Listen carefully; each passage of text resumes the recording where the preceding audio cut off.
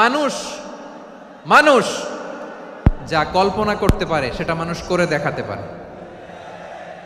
তুমি তোমার কল্পনার রাজ্যকে সাজাও, তোমাকে হারাতে পারে এমন কোন শক্তি আল্লাহর জমিনে নাই। তোমার কি শক্তি, কি সম্ভাবনা তুমি জানোই না মিয়া। তুমি এদিকে তাকাও কেন? তোমার রাস্তা তো ওই দূরে। তুমি কোথায় যাবে, আল্লাহ তোমার টেনে কোথায় নিয়ে যাবে তুমি কিছুই জানো না। প্ল্যান বিগ, ড্রিম বিগ, কল্পনার শক্তিকে বড় করো।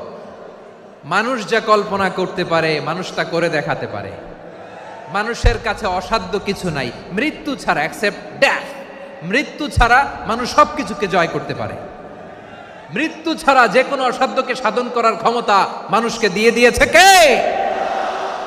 হারার জন্য তোমার জন্মই হয় নাই, তোমার জন্ম হয়েছে জিতার জন্য, বিজয়ের জন্য তোমার জন্ম।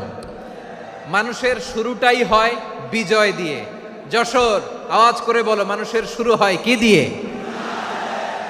আমরা যখন আমার পিতার পৃষ্ঠদেশে ছিলাম, পিতার পৃষ্ঠদেশ থেকে শুক্রাণু যখন মায়ের গর্ভদেশে যেয়ে পড়ে, কতটা শুক্রাণু ভ্রমণ শুরু করে জানো? 20 কোটি শুক্রাণু। একবার সিমেন আউট হলে সেখানে 20 কোটি শুক্রাণু থাকে, ভ্রমণ শুরু করে। ওই 20 কোটি শুক্রাণুর মধ্য থেকে তুমি আমি আজকে এক বিকশিত শুক্রাণু মানব রূপে পৃথিবীতে এসেছি। সুবহানাল্লাহ। ওই 20 কোটি শুক্রাণুর প্রতিযোগিতায় সবাইরে পেছনে ফেলে সেদিন আমি সফল হয়েছিলাম, সেদিন আমি বিজয়ী হয়েছিলাম। সেদিন আমি এত ছোট ছিলাম মাইক্রোস্কোপ দিয়েও আমার অস্তিত্ব টের পাওয়া যায় না। আমি এত তুচ্ছ ছিলাম, নগণ্য ছিলাম। আমার কান ছিল না, আমার চোখ ছিল না, আমার হাত ছিল না, আমার জন্য রিকমেন্ডেশন করার মতো মামু ছিল না, খালা ছিল না, কেউ ছিল না।